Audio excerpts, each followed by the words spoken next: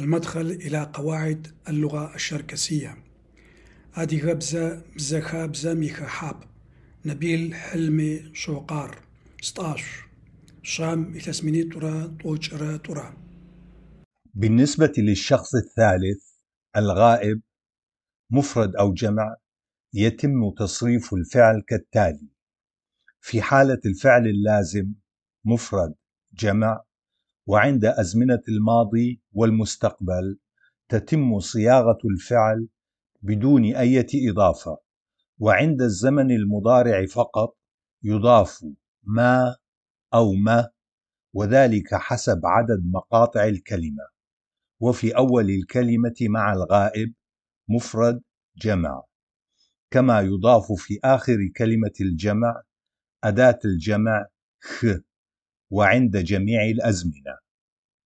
في حالة الفعل المتعدي مفرد، وعند أزمنة الماضي والمستقبل تتم صياغة الفعل بإضافة ه قبح، وعند الزمن المضارع فقط يضاف ي قبح.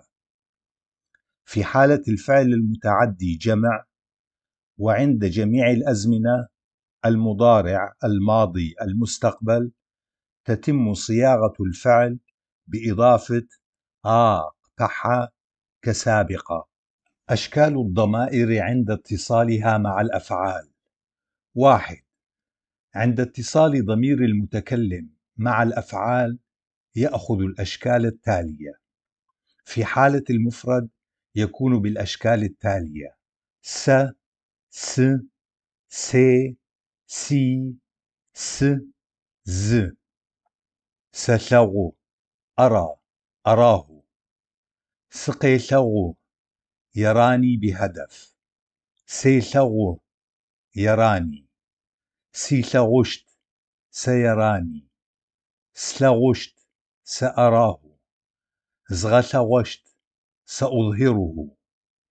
في حالة الجمع يكون بالأشكال التالية: ت، ت، تي، تي، ت، د. تثغ نراه. تقيثغ يرانا رؤية. تيثغ يرانا. تيثغشت سيرانا. تثغشت سنراه. دغثغشت سنظهره. 2.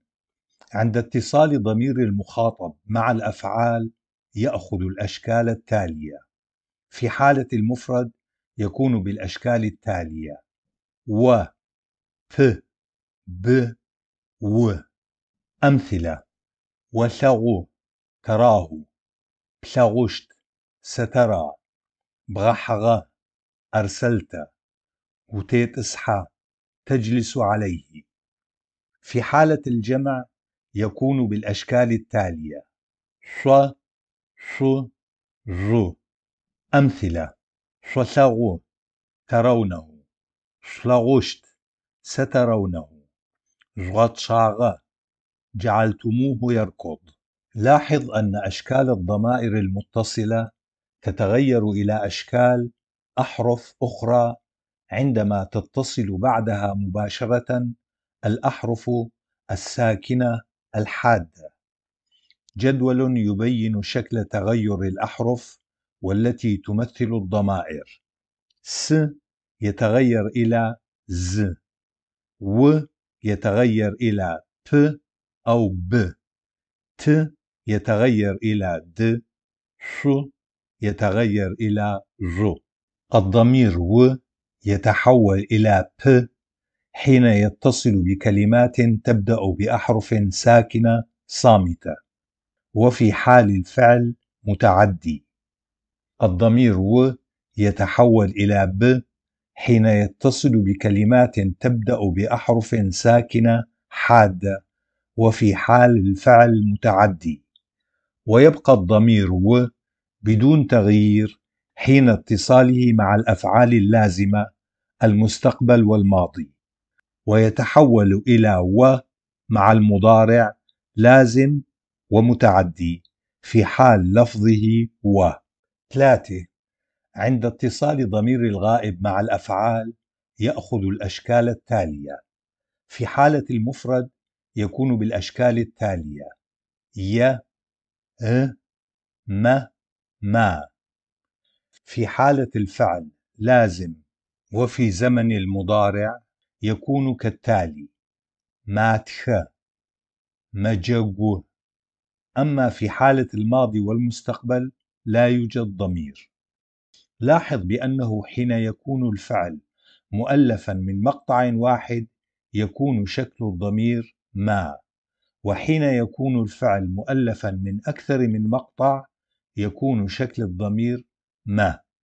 وفي حالة الفعل المتعدي مضارع يتخ، ماضي اتخ، مستقبل اتخشت. في حالة الجمع يكون بالأشكال التالية. انظر الجداول السابقة.